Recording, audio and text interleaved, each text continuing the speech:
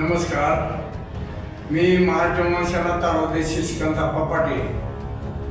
मी काल दिनांक 20/9 रोजी ॲडिशनल साहेब कोळीकर यांना निवेदन दिलेलं आहे। निवेदन देण्याचं कारण असं आहे, आजनसोल ते चोरमळा रस्ता हा खासदार निंबाळकर साहेब यांच्या निधीतून मंजूर झालेला आहे।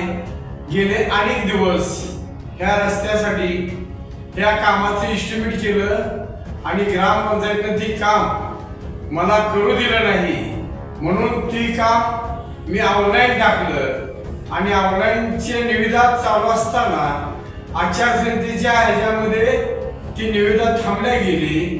नंतर तो फ्लॅश केली आणि ती निविदा ज्या टायमाला ओपन केली आणि त्या टायमाला आम्ही ऑनलाईन टेंडर मी भरलं आणि ह्या अधिकाऱ्यांनी काही कोर्टाच्या दबावाखाली त्यांनी ती ऑर्डर ग्रामपंचायतीला ओळखायला दिली आणि आम्ही ती तुम्ही का दिली असताच त्यांनी आम्हाला सांगितलं, त्या लोकांनी काम चालू केलं ती काम आणि ह्या अधिकाऱ्यांनी थांबवलं। आमचं चुकलंय की ती तुम्ही थांबवा, ही मिटल्यासून काम चालू करू नका।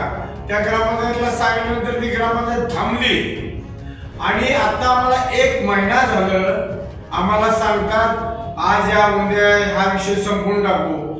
तरी काल आम्हाला बोलवलं असता कुठलाही निर्णय घेतला नाही अधिकाऱ्यांनी, म्हणून मी स्वतः काल निवेदन दिलं साहेबांना, कुठं सोलापूरला कोळीकर साहेबाला, ॲडिशनल कोळीकर साहेबाला, एक्झिक्युटिव्ह कुलकर्णी साहेबाला।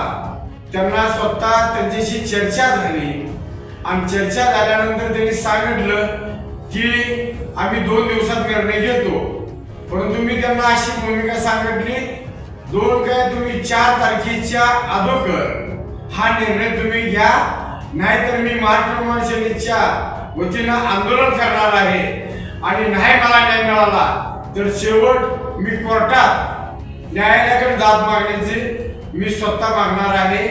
ह्याची नोंद ह्या सर्व अधिकाऱ्यांनी घ्यावी, कारण गेले अनेक दिवस हा विषय रगडत गेलेला आहे आणि आमच्या आजनसोल गावच्या लोकांचा फार तिथं जायला अडचणी, शाळेतल्या मुलाच्या अडचणी आहेत। परंतु ती गावातली लोक अशी म्हणतात काम कुणीही करा, परंतु ते काम झालं पाहिजे। आणि हे अधिकारी ज्या स्थानिक आमदार असू द्या, खासदार असू द्या आणि काही लोक त्यांना दबाव आणतात आणि त्याच्यामुळे ते काम थांबल्या गेलेलं आहे। म्हणून मी महाराष्ट्र मनसेनेच्या वतीनं मी स्वतः त्या दिवशी 4 तारखेला 4 ऑक्टोबर रोजी मी स्वतः हलगी आंदोलन करणार आहे। तर ह्याच्या काय झालं तर ह्याला प्रशासक जबाबदार राहणार आहे।